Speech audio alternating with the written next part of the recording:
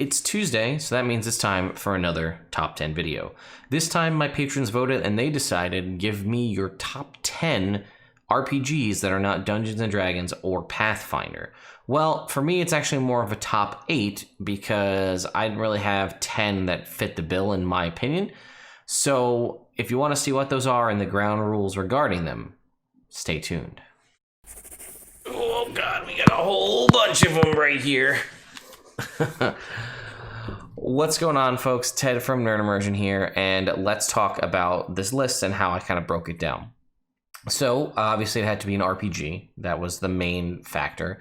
But the reason I only have 8 is I didn't feel I had 10 that I knew well enough, either have played, knew the system well enough to warrant it being on this list.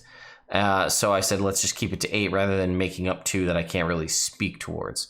I will be giving you some honorable mentions at the end, as there are some that I've either owned the book for one reason or another, or have enjoyed in theory how they would be played, but have never gotten a chance to do so. Number 8. The old White Wolf RPG, now I guess known as the Old World of Darkness, or World of Darkness, I'm still confused as to how that works, is Hunter the Reckoning. So some of you may hear Hunter the Reckoning and you may think of what you see above me here, this video game that was on Xbox and GameCube, and there was a couple other in the series, right? Wayward and Redeemer and all these other ones. Well, turns out that Hunter the Reckoning, I found out after the fact, was actually based on an RPG by White Wolf, which is Hunter the Reckoning. So I'm sure at this point, I don't actually have a physical copy of it anymore, otherwise I would be showing you the book. But if you're familiar at all with the World of Darkness and the White Wolf books, you're probably familiar with Vampire and Werewolf, and maybe to a lesser extent Mage and Geist and all these other ones that are out there. There's a ton of different, one for basically every archetypical type of fantasy, horror type creature, right? You have a werewolf, you have zombies, you have vampires. There's even like a Frankenstein kind of monster one. And Hunter the Reckoning was the human equivalent to that. So all of these evil creatures exist. How do we fight them, right? And the Hunter the Reckoning was, you were basically called for some reason or another and granted abilities and powers to deal with these evil creatures. And I really, really like the concept of it because the story goes that like these creatures exist everywhere all the time, right? Werewolves, vampires, all those, they're out and about everywhere. And we basically have essentially like a mist over our eyes. I'm making that term up, but so we can't see them. But hunters, for whatever reason, they have an event. I think it's called like the Reckoning, I think is actually what it's called, where you, that veil is lifted and you become aware of the world around you and what's going on. And then for whatever reason, some power grants you abilities to do something against it. And the abilities vary greatly between the different classes of hunters that you get to be, and you have different means of dealing with. Some may be more like physical, like you're actually fighting them. Some may be more mind control-y and or like, you take damage, they take damage. I just remember like the Martyr was one, the Redeemer was one that could make people like fight on their side, whole bunch of different stuff. And I really liked the concept of that because there was a whole existential thing of like, well, why was I chosen? Why do I get to know this? Why am I living with this whole concept? It came out in 1999. I thought it was very well done from what I read. The art, I really loved the art in the book. There was a really cool one of like an old guy fighting a werewolf with a fork. And because he was the one type of hunter that could like charge it, I think it was the Avenger was the name of the hunter type, but he could like charge it with energy and he stabbed the werewolf through the stomach with a fork. It was just a really cool image. And I never got a chance to play it, and that really bums me out because I played the video games a lot. I loved the video games. And I never got a chance to actually play the game. I was also, because if you guys remember the Underworld movies, right? Vampires versus werewolves, or Lycans as they were in those. Someone told me, and I don't know if there's any truth to this, but someone told me that the concept for that movie was actually someone's vampire or werewolf campaign in the World of Darkness, that someone wrote a whole campaign and they played through it and it was vampires versus werewolves, and that was basically, they adapted that campaign to screen. And I always thought, how cool would it be if they added Hunter into the mix? I don't know if there's any credibility to that story that I was told, but I always thought it would be cool. Like they trap a human down like an alleyway, and like the vampire's gonna get him or the werewolf's gonna get him. The other ones show up to fight him, and then like the human just like picks up like a chain off the ground and just like pulls it, and the chain charges with this kinetic energy, and they fight back. It was a very cool scene that I played out in my head that I would have loved to have had happen. Number 7. Changeling the Lost. Now, I don't remember exactly how I started getting into I guess it's now called the Chronicles of Darkness. Originally, there was the World of Darkness, which was kind of one we just talked about with Hunter the Reckoning. And then there was the New World of Darkness, which was this series of books. So basically, I think there was even an in-universe, like in storyline reason as to why all of those books ended, and then they all came back. That was like the difference between Vampire the Masquerade and Vampire the Requiem, or Werewolf the Apocalypse versus Werewolf the Forsaken. And there's this Changeling the Dreaming versus Changeling the Lost. And I somehow found this book, and I absolutely fell in love with the concept of this. It's so dark and so twisted, and this concept of you being captured by these like fae creatures and taken to some other place, right? And like there's a variety of different things that can happen to you. And I actually own every single book from the first edition of this. This is the second edition when Onyx Path Publishing took over. I backed this on Kickstarter. Again, I've never had a chance to play this. Don't know anyone that will run it for me. And I've never been able to do it, but I bought all the books because I just love the lore of it. And there's actually a decent amount of like full page like stories and lore in it. And that is just like, I remember like, just like, I mean, you can see like there's the foreword, but there was just like at the start of every chapter, there's like these full page stories. And I would just read through all of these and read through the entire source book front cover to cover to just like learn about the world. And I just became super just interested and obsessed with this world and wanting to play a character in it. And there was all these cool concepts because you don't know why you were taken by the fae creatures, and you could be put through all different kinds of torment or maybe not. And then at some point you get let go or you escape, and you don't know why. You don't know if it was a trick. Sometimes they let you do that on purpose, but it is a trick. And then you might come back and find that you were gone for, felt for you like it was an eternity and you were gone for 10 minutes, or it felt like you were gone for 10 minutes and you were gone for hundreds of years. But you also might find that those fake creatures put like what they call a fetch in your place. So like your family and your loved ones never knew that you were gone. And obviously you're going to come back and be drastically different because you've been altered by being in Arcadia and being altered by the magics. So you might not look anything like your original self. And then you have to deal with the whole dynamic of, well, my family's happy. Now I know it's not me in there with them, but the fake version of me is happy. Like they're happy. Do I come in here, bust in here and kill this thing that took my place? And then does that disrupt my whole family? It's just a whole bunch of really cool RPG moments, and it's number 7 on this list because I've never gotten a chance to play it, and it's one of my, like, every time I brought it up to my friends, like when we used to play RPGs in person all the time, I was like, hey, who wants to run this? I really want to make a character. And they're like, well, you know it so well, so you should just run it. And I'm like, well, that sucks. So I guess Changeling the Lost player looking for group. Number 6.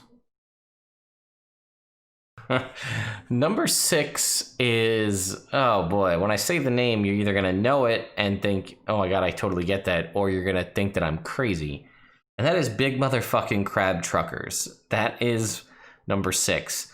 I got an opportunity to play this randomly one time on an Encounter roleplay stream, and it was just so weird and wonky, and I just had an absolute blast. So it's a one-page RPG. So if you're unfamiliar with this is kind of a thing where people like create an entire RPG system based on like it. All the rules can be contained on like a single sheet of paper. And this is it right here on 1D4chan. And basically this is the whole system.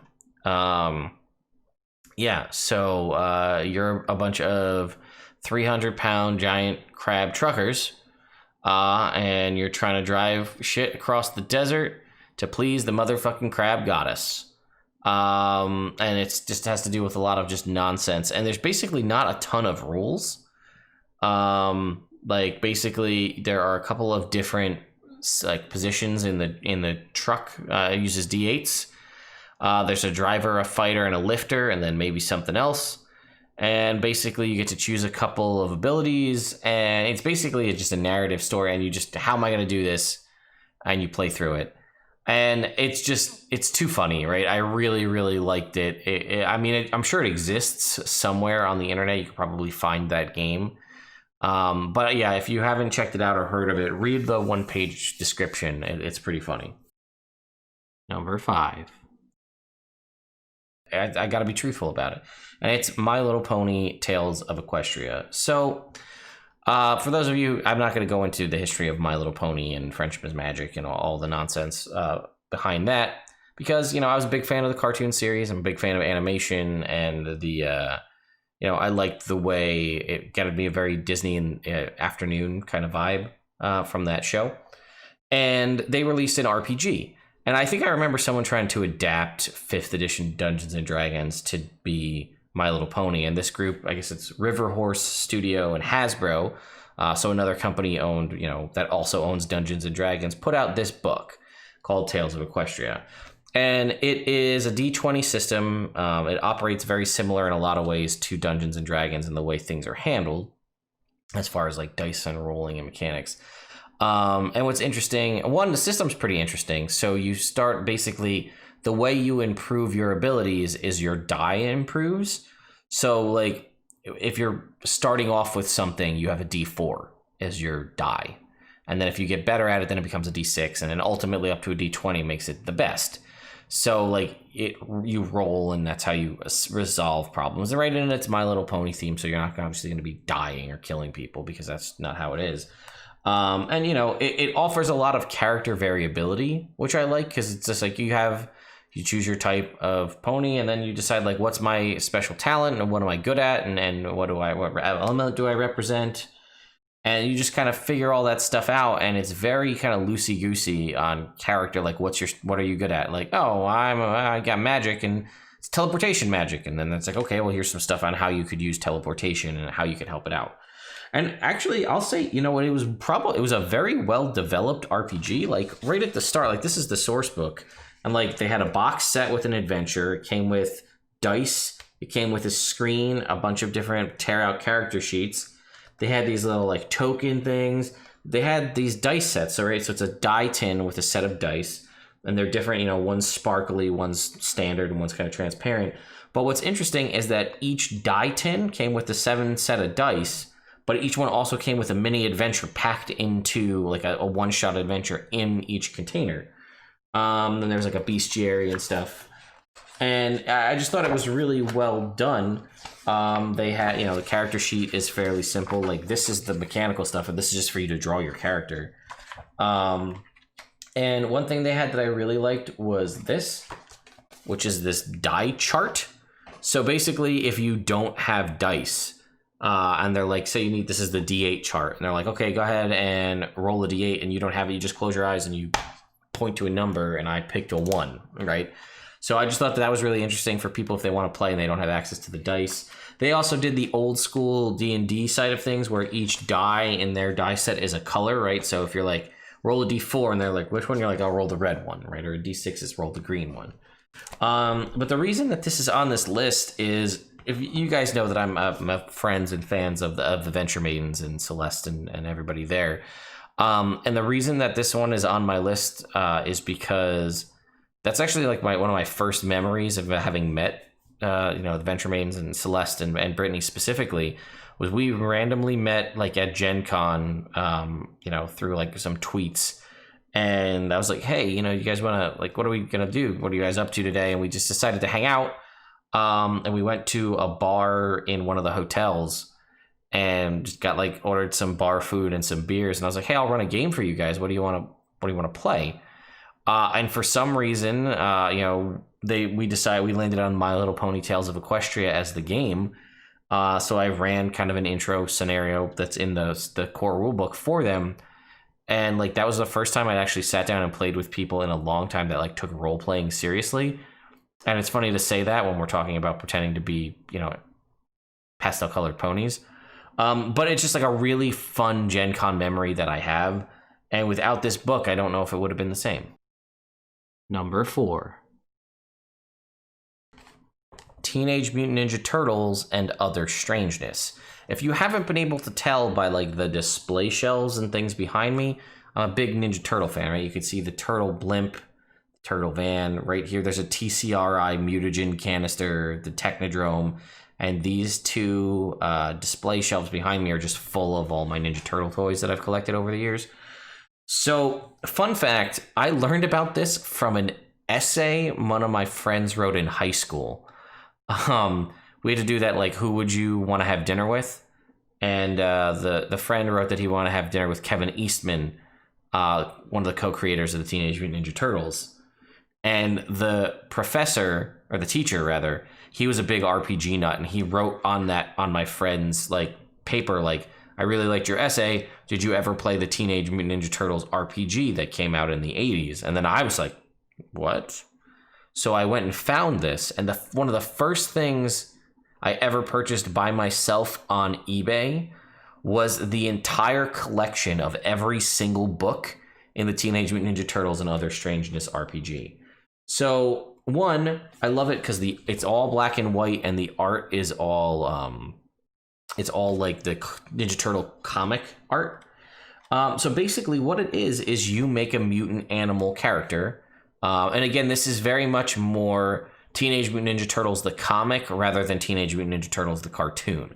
There's no reason you couldn't play it like the cartoon, but this actually came out before, I believe this came out before the cartoon existed. This came out when the comic was, let's see, what's the printing on this one? 1985. Yeah, so I think this actually came out when the comic was popular, but before the cartoon series was a thing. So, you can see the art. Everybody's got the red masks and everything. And yeah, you basically build a mutant animal, and you go through. Realistically, you're probably going to be in New York, but you go through a ton of different scenarios, and you build out your character. And there's all sorts of different concepts of it, like how did you get your mutant powers? Were you more like a Splinter? Were you caused by some sort of mutagen? And then, you kind of build it out, right? Like they've got art in here of different mutant animals and things. There's a bunch of different dogs there, right? They also actually provided you in the core rulebook, the stats for the turtles, for Shredder. So you had all of that right at the gate, plus a starter adventure. And it's very interesting because it's a Palladium RPG. So I don't know if you're familiar with Palladium systems, but it is overly complicated. But I still love it because, like, basically, so if you roll and you determine you're going to be, like, let's say you're going to be a crocodile or an alligator, right? It's going to assign you a size, and then basically you can choose to trade in your size points to gain more character. They're called Bio-E points. So, like, if you didn't want to be like a giant crocodile and you wanted to be like humanoid size, you could trade in points to shrink yourself down to human size. Same thing with like a turtle, right? If you were a mutant turtle, you'd start off as like, you'd be very small. And if you wanted to bring yourself up to like, the turtles are like 5 foot tall, that big, you have to spend points in increasing your size level. And then it would give you you'd have to spend points like, well, how are your hands, right? Are they like crocodile hands? Are they like full hands that you can actually, like human hands with a thumb that you can hold things? And that was points that you could spend, right? Are you bipedal? Can you run you walk on 2 legs, or do you have to kind of be like a bear where you can sort of do it for a little while? How about your speech? Can you actually talk? Do you have garbled speech? How do you look? Do you look just like a crocodile that is, like a Ninja Turtle character, like Leatherhead? Or do you like have maybe like you could change your looks to make yourself not look as crocodilian? And then you could spend other power, like you could get a bite attack, you could get body armor of the thickness of your scales, You could get ability to hold breath, to swim better, to have this thing called quick run where you can be like really fast over short distances like crocodiles and alligators are, and things like that. They also had essentially like psionic abilities that you could get in as part of your mutation. Maybe you can like read minds, or you know, the fun fact, a lot of people whenever we used to play it used to take the ability to like speak telepathically, because actual speech was 10 points but telepathic speech was only 5, so almost nobody could actually speak in any of the games I ever played this. But it was interesting because the system to figure out like skills were all percentage based. So you rolled a percentile, and you would basically trying to roll under whatever your percentile was. So in the example of the crocodile, if you took their swim ability, it made your starting swim ability at 80%. And then you would roll if you needed to swim, and if you rolled under 80%, you'd succeed. It was interesting. The maximum you could ever put in anything is 98%, because there was always a degree for failure.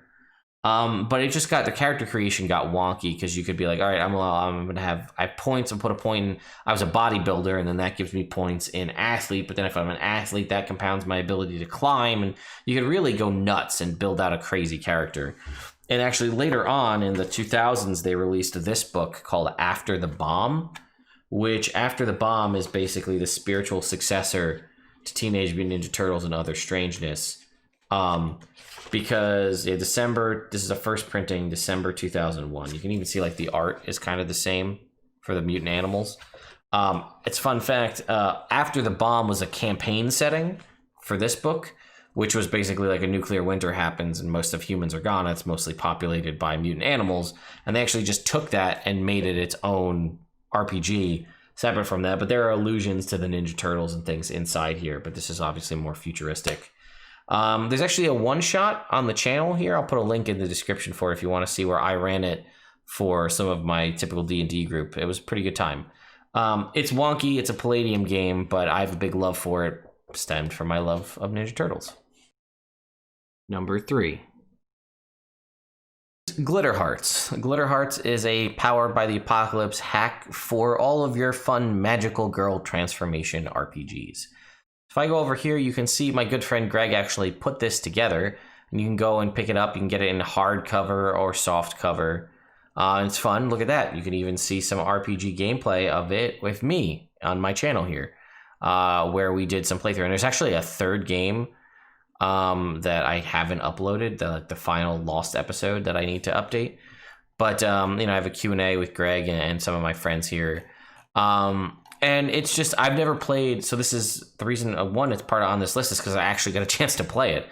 I'd never played a Powered by the Apocalypse game before this one, so this is the only actual interaction I have with it. But the abilities are very broad spectrum, and you could do a lot of fun things, right? If you want to play Sailor Moon, you could play Sailor Moon, you could do that. But like Greg was talking about it, and when we were going through it, and he's like, well, technically the Power Rangers, it's a what does he call it? A magical transforming RPG. So technically the Power Rangers do that, right? They say it's morphin time and then they transform. So that is, again, could be, you could use it to play that. So you could use it to do all sorts of different things. There's a whole magical girl genre of anime. That you could definitely do that, but there are a lot of other things that could fit into this. Anything where you undergo some kind of transformation and gain new powers. And it's fun, right? Because it was also like, we were doing the typical, like, you're in high school, you have the ability to transform, people don't know who you are, and you have like this dual identity, but obviously you could play it completely different. So I like the Powered by the Apocalypse system. I should play more games in that system or find more hacks that are spin-offs for it. I think it's very well done. And it's now available in hardcover and soft cover. The art is fantastic. And Greg obviously just poured a ton of passion into this RPG, and I think it really shows. Number 2. Hunter the Vigil. Similar how we were talking about how there was those 2 Changeling books. Hunter the Vigil is the spiritual successor, the New World of Darkness, Chronicles of Darkness version of Hunter the Reckoning. And the reason this is higher on the list is I actually got a chance to play this game. A friend of mine who was actually my first DM for Dungeons and Dragons decided to randomly, hey, I'm going to run this for you guys. Do you guys want to play it? I don't remember why he decided he was going to do it, but he did.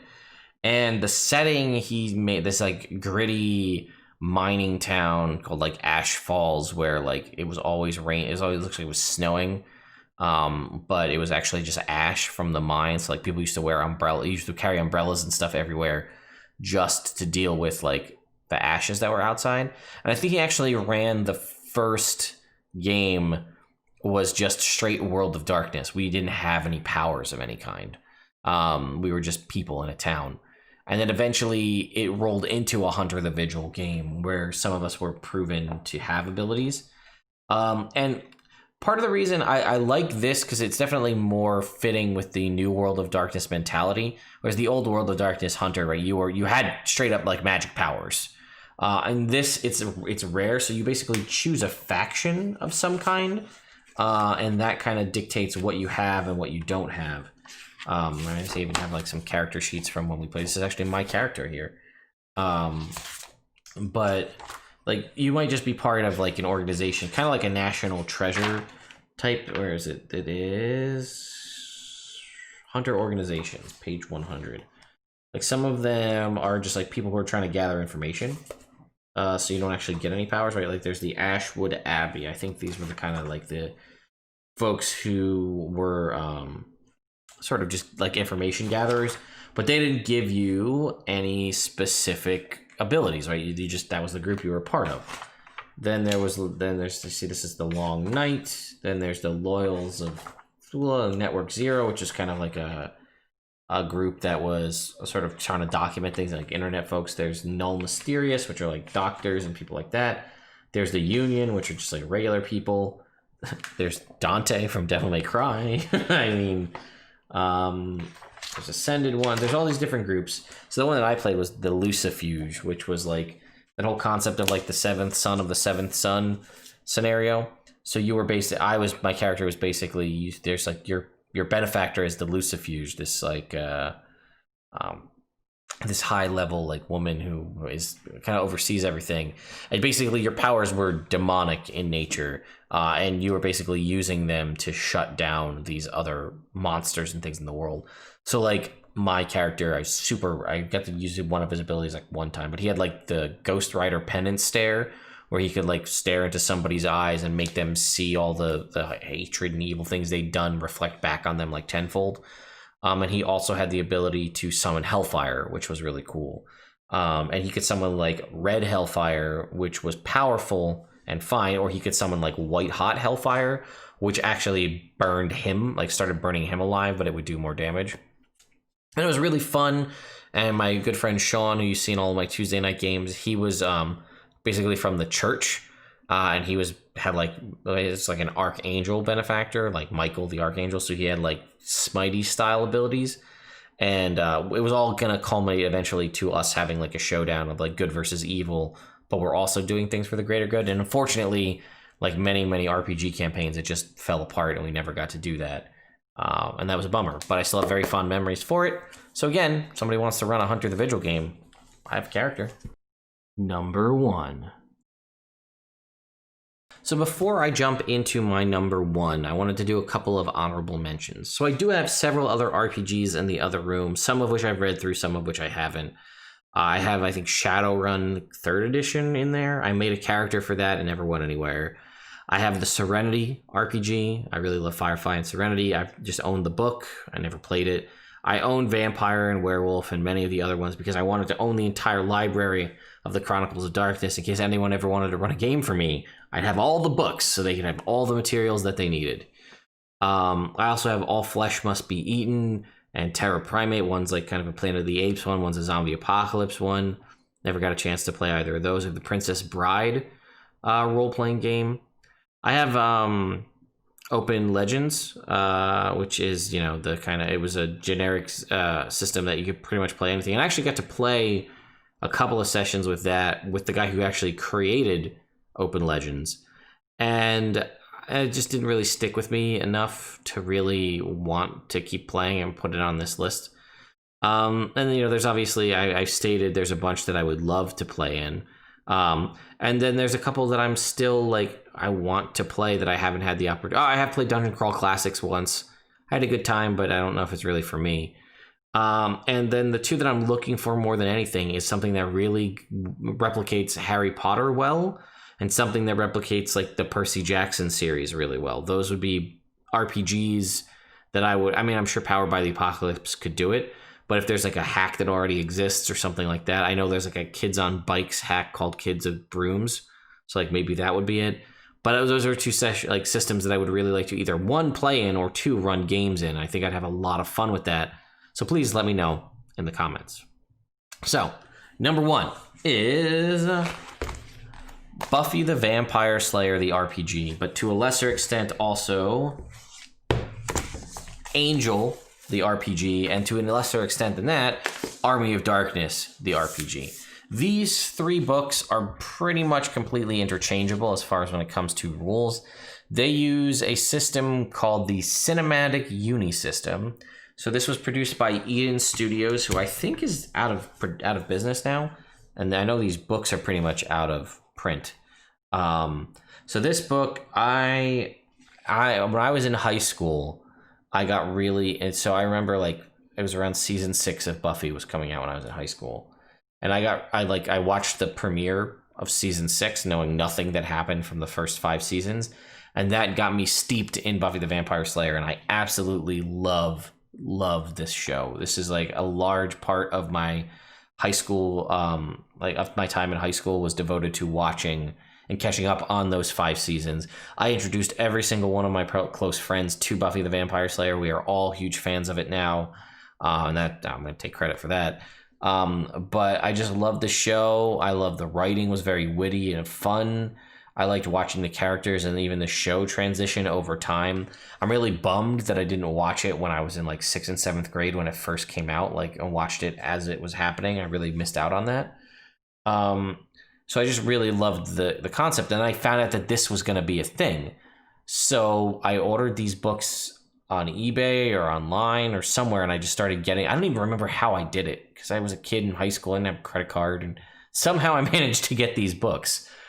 And yeah, I started reading through it, and I became the director, is the runner of the game. And the director, what's interesting is because it's the Cinematic Uni System, it's basically designed that you're playing a TV show, right? Like the different sit-down sessions are called episodes. You're supposed to design it like a TV show, right? You are the director. You have an arc of like the story, right? You have your mid-season break, and then you have your season finale. And it's written in such a way that it's supposed to be like a TV show. And the way it works is it uses a D10 system, and it is basically success levels, right? 9 and under is an automatic failure. And then as you go 10 and above, you succeed, but it's varying degrees of success, right? So it's like if you get to the super high levels, it's like godlike success. And it's very descriptive. And that's part of the reason why I like it. It's very much, it's supposed to be cinematic, right? Because you're watching a TV show or watching a movie.